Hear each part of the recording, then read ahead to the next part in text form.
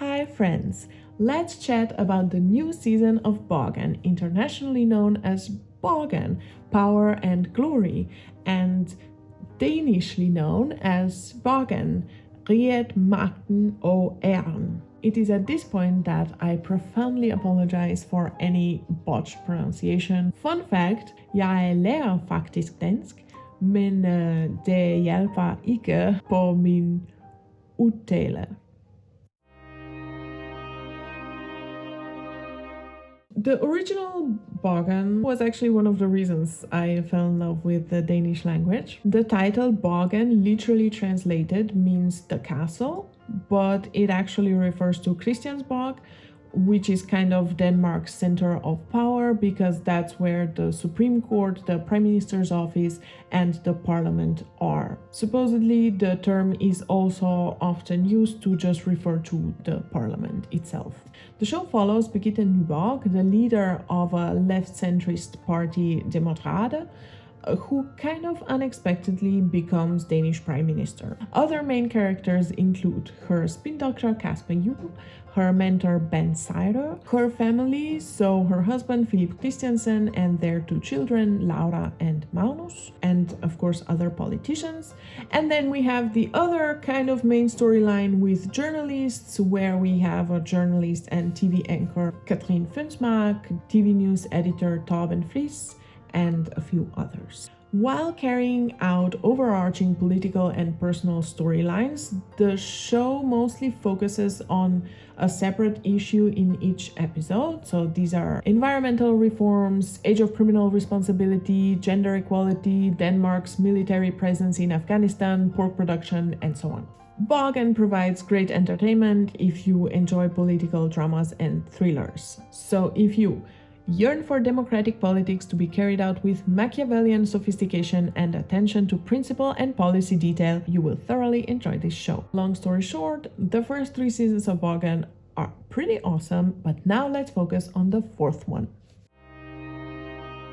In the 4th season of Borgen, that takes place about 10 years after the last one, the main story revolves around oil found in Greenland, which stirs up the already shaky relationship between Denmark and Greenland. This relationship is an issue that we already saw in the show in the first season in 2 episodes. So here we can already see the difference between the first 3 seasons and this last one, because while the first 3 seasons focused on a different issue in each episode, this oil discovery remains the main storyline throughout the entire 4th season. Now, in case you didn't know, Greenland is an island country that is still part of the Kingdom of Denmark. It used to be a Danish colony since 1814, and it became part of Denmark in 1953. In 1979, Denmark granted home rule to Greenland, and in 2008, Greenlanders voted in favor of the Self-Government Act, which transferred more power from the Danish government to its own local government. Which basically means Greenland is still a part of Denmark, but it is gradually becoming more autonomous. Back to show. As expected, the oil discovery brings up many questions about Greenland's autonomy and sovereignty, its issues, about Denmark's role as Greenland's colonizing big brother, and Denmark's role in general in international politics. On a broader political scale, the oil discovery also attracts a lot of international attention. Things start to get complicated when you mix Canadian companies with potential Russian owners, and when both the USA and China are interested in the case and want to implement their own agendas. In general, we get insight into diplomatic battles, and we witness some strategic political maneuvers by Birgitte Nyborg, both in internal and foreign politics. If the first season was exclusively focused on Denmark, this 4th season gives much more space to Greenland's history, issues, and position, both in regards to Denmark and the rest of the world, which along with politics also brings stunning scenery to the show, so that's like another reason to watch it. And there's also a little love story between a Danish white boy, Birgitte's newly appointed Arctic ambassador, Asger Holm Kierkegaard, and the native Greenland girl, Greenlandic Prime Minister's department head Amy Rasmussen, where she shows him a side of Greenland that he has never seen before. it's a trope, it's a cliche, but I think the show does it with enough respect to both characters and their cultures that I'm here for it. The main character of Borgen is still Birgitte Nyborg. She's Denmark's foreign minister and the leader of the party she formed in the third season, New Democrater or New Democrats. On par with the first 3 seasons, we follow her career and we see the effect it has on her personal life and vice versa. She's quite a typical workaholic and reflects on her life, claiming she's happy that way. Quite intimately, we see her go through perimenopause with hot flashes, sweating, and barely eating or sleeping. This was an aspect that I found quite interesting because it also raises some questions about how much of an effect this had on her professional and political decisions and behavior. Out of her family, Birgitte's son Magnus now has the biggest role. He's, if I may say so, a typical Gen Z environmental activist. I think he's portrayed quite accurately in the sense that we see that he cares deeply about the world and wants to save the world, but he can be quite pretentious and tyrannical about it. Sure, Birgitte may sound like a typical older person complaining about younger generations, but I think she has a point when she points out that Magnus is very quick to label anyone who slightly disagrees with him as fascist. Because it is a thing that you can see younger people do quite often online and in real life, and I thought that was quite funny and interesting. Now, when it comes to the character of Birgitte and the balance of her professional and personal life, that's where I see the biggest difference between the previous 3 seasons and this season. The thing is, in the first 3 seasons, Birgitte Nyborg is definitely a good character. She's one of the good guys. She's by far not perfect. She's still very human, very much a politician, but she is trying to make some sort of positive change, and she is acting from a place of good intentions. As Adam Price, one of the show's creators, said, "I definitely want you to believe there is a shred of idealism in Birgitte Nyborg that is real.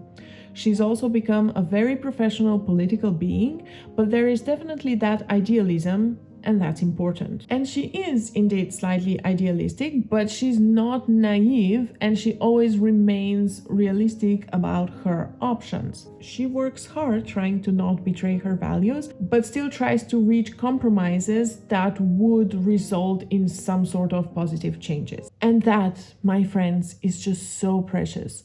You have no idea how difficult it is to create a character that captures this perfect balance of, optimistic but not naive, inspiring but not a martyr, of an effective politician but not a hypocrite. And it's such a delicate line for shows and movies because usually the character falls to either side of this, Politicians are usually just corrupt and obsessed with power, or they are overly naive and idealistic. So the general theme of the first 3 seasons can be framed as a question of how can positive change actually be made in politics? How is it possible to try to stay true to your values and still effectively, play the game of politics? And what happens if you do that? What happens if a politician does that? It wasn't so much a question of, is that even possible? But more of a statement, yes, it is possible, but it comes at a great price. As NPR put it, "I'm not sure I've ever seen a show that's better at capturing the personal cost of political life. For Birgitte, power doesn't so much corrupt as isolate. The more successful she becomes as prime minister, the more her private world dwindles." Private world dwindles. Now say that 10 times fast. And that, to me, was the essence of Borgen. That's what differentiated it from all other political shows. To see what happens when you have a politician who knows how to play the game and does it well, but doesn't end up a corrupt hypocrite. However, in the 4th season, the thematic question changes completely, and we land in the zone of is it even possible to not be corrupt in politics? Sure, fourth season's Birgitte is not evil, but she does betray her values rather fast, especially compared to the previous seasons, when she completely changes her stance on oil in order to remain in her position. In the previous seasons, we actually did see her give up some sort of better positions for the good of the country. Here she barely even thinks about it and seems much more preoccupied with whether or not she's going to lose her position and how it will look to the public. Her actions, like cooperating with Laugesen and changing her stance on oil, are all motivated by her desire to stay in power and in her position, rather than helping people, making some sort of change or anything like that. Thematically, she's a completely different character. To be clear, I'm not complaining that she changed. I think it's perfectly reasonable and believable that a character like Birgitte was in the first 3 seasons develops over the course of 10 years into a character that she is now. But this change ultimately affects the show's main theme and what the show is essentially about, so that's what makes her thematically a completely different character. Because now, instead of asking, okay, how can one actually make some sort of change in politics without being corrupt? Now the show's underlying questions are, is that even possible? Do you recognize when you've gone to the dark side? How far should politicians stand by their ideals? Should we sacrifice our principles on the altar of economic stability? Of course, both options are perfectly valid, but the thing is that this type of character, someone who entered politics with idealistic vision and then ends up just clinging to power, is a much more common trope. With good reason, and it works well, but still. I think that in Birgitte they had this very rare gem of a character and they made her sort of a cliche, which in itself is also a cliche, so, it just seems like a wasted opportunity to me. Then again, the show was co-produced by Netflix, so that was to be expected. Now we finally come to my favorite storyline. I just don't care about oil. Sue me. In the OG Borgen, Katrine Fønsmark was a TV anchor, newspaper journalist, and in the 3rd season, she was the new party's spin doctor / media liaison. In the new season, we see her as she starts her new job as head of news at TV1. I found this storyline to be the most fascinating, at least to me, because if you compare it to the previous 3 seasons, you can really see how much has changed in the past 10 years in the world of news and media and also workplace. It really captures this cycle of, Katrine used to be a young and ambitious journalist. She had a poster of All the President's Men in her apartment. She had strong opinions on how things should be done, as many young people do, and that of course resulted in some clashes with her boss at the time, Torben Vries. And the funny thing is, you can totally stay true to that. You can become the perfect boss, and I really think that Katrine is a type of boss that she would have loved to have when she was a young journalist. But the problem is the young people have changed. The cycle that I was referring to is this idea that you can become the boss you've always wanted, but the thing is, your employees are not you. Sure, Katrine as head of news is not perfect. We see her go through some similar dilemmas that her boss Torben also had in the first 3 seasons, where basically she has to choose between journalistic integrity and money. So here again we have this theme of, once idealistic and now same as all the rest. But that's not really the part that interested me the most. What I loved about her storyline is, like I said, how much it shows the effect of social media and internet on workplace atmosphere, and also I'd say our generation in general. This is captured in Katrine's conflict with Narcisa. Katrine gives Narcisa instructions and constructive criticism, as one does when one is someone's boss. And yes, some may say that she's micromanaging a little, but she expects that if Narcisa has a problem with anything, she will talk to her, face to face, and they will be able to resolve it. Because that's what Katrine used to do when she was an employee. An example of this is when Katrine actually fires Narcisa and she just utters one sentence and storms out in anger, but then talks extensively about it on social media. In this whole situation, I really saw the issue being more in the lack of face-to-face communication than anything else. And it just made me reflect on the effect of social media and internet on workplace relations, and also on the way that our generation, my generation, I think, tends to handle conflict.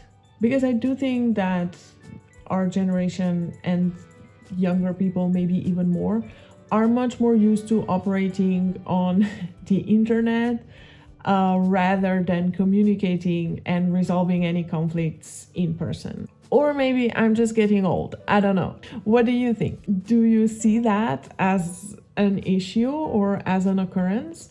Or maybe it's not generational, maybe it just depends on the individual. I don't know. Let me know in the comments below. All in all, I'd say the 4th season is still worth the watch, especially if you like political dramas.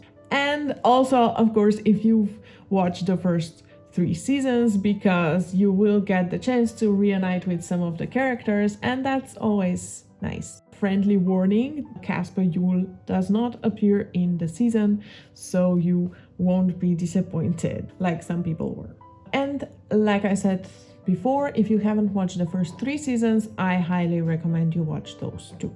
That's it for our chat. If you watched the show, any season, any episode, let me know what you thought in the comments down below. So yeah, if you liked the video, click the like button. And if you're very brave, you can also click the subscribe button and become one of the very first subscribers to this channel. I will see you soon with a new chat.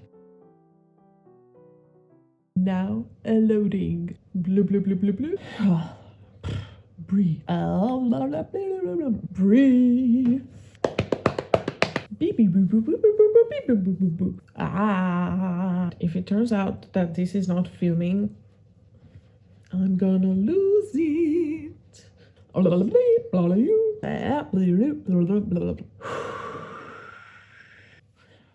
Pushing through.